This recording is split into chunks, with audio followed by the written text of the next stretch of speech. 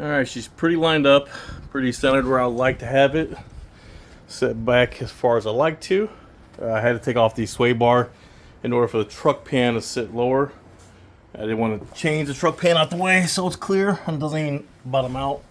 And this isn't full weight, but there's really 5 inches or so of a gap. But it is suspended, it's not on its own weight, but that is pretty good for not having doors and other parts on it still, so it should go lower.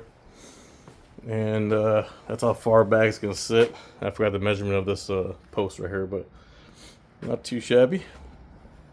So, gonna triple check one more time, make sure the position is where I want it. And that should be a simple, easy cross member mount to make underneath that. Just bolt it up like I normally would do on an LS Crown Vic. Probably got to purchase a mount because that one didn't come with it. But, pretty good, pretty centered. Nothing's really hitting. I have these cheap eBay mounts, so bolt them there and make 2 tabs to go down to this plate or stock mount and weld them in there, and I can remove and install whenever I need to. Same goes for this side, but pretty clear.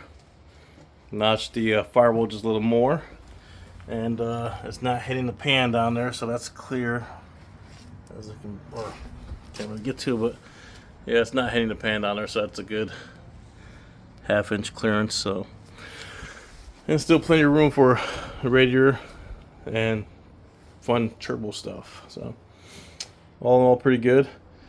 And if I really want to, which I'm not gonna put a hood on it right away, but I can move these coils down low. Obviously, get F-body radiator or water pump, and take the alternator and put it down low somewhere, remove it, or put it somewhere else. But it should be a tight fit, if not a little cut in the hood, if anything. But that's the last thing I'm worried about. So again, just making the mounts, get it in position, and then go over the body, make sure that's lined up one more time, get that wheel spaced out a little more with some spacers, and eventually replace this fender. Just turn it right out. But for the most part, this position exactly where I want it, so it should be no problem. Manifolds still fit in here just fine, so probably get different ones or recut those and make them fit, and figure out this steering rack, how am I going to do that. Again, that's the factory one. This is the Crown Vic one down here, so it shouldn't be too hard to make that and joints work. But for the most part, one of the big spheres will be seats. So we'll see how that goes. But all in all, so far so good.